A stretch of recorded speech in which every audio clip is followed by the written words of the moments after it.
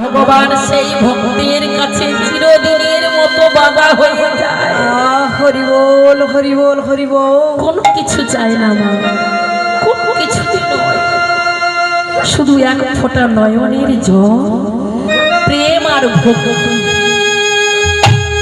প্রেম ভক্তি সহকারে। আর একটা কথা বলে রাখি মা, আপনাদের চরণে ছোট্ট মিনতি, এক ফোঁটা নয়নের জল ভগবানের চরণে দেয়। আরো একটা কথা মা, এই যে নয়নের জলটা মা যেখানে সেখানে ফেলবেন না, সংসারের জন্য নয়, ছেলে মেয়ে বন্ধু বান্ধব এদের জন্য তো নয়। যদি নয়নের জলটা ফেলতে হয় মা, রাধা মাধবের চরণে ফেলবে। যেদিন আপনি আপনার এই নয়নের এক ফোঁটা জল, এক ফোঁটা প্রেম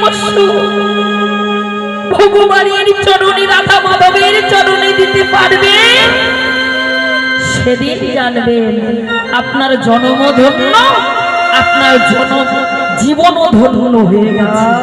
কেন না, ভগবান আপনাকে অনায়াসে তার শ্রীচরণে ঠাঁই দিয়েছে। হরি বল জয় রাধে।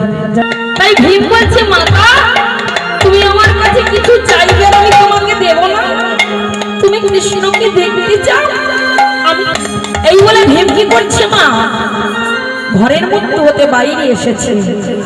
বাইরে এসে দৌড়ে ভগবানকে প্রার্থনা করছে, ওগো করুণাময় ভগবান, ওগো কৃপাময়, তুমি যদি ভক্তাধীন ভগবান হও,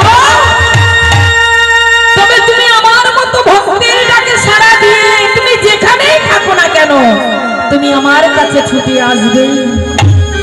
তাই ভগবানকে আনার জন্য কি করলেন মামা, সেই ভক্ত কৃষ্ণ, তুমি যদি আমার ডাকে সাড়া দিয়ে না আসো, তবে তোমার কাছে আমি প্রতিজ্ঞা করলাম, এ জীবন আমি আর রাখবো না।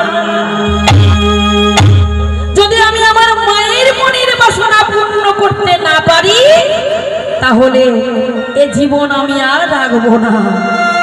তোমার নাম করতে করতে, আমি তোমার চরণে মাথা করতে করতে এই জীবনটাকে ত্যাগ করে দেব। এই বলে ভীম কি করলো মা, ভীমের হাতে যে গদা ছিল না মা, 80 মণ ওজনের গদা, ভীমের বাবা 80 মণ ওজনের গদা ছিল ভীমের হাতে।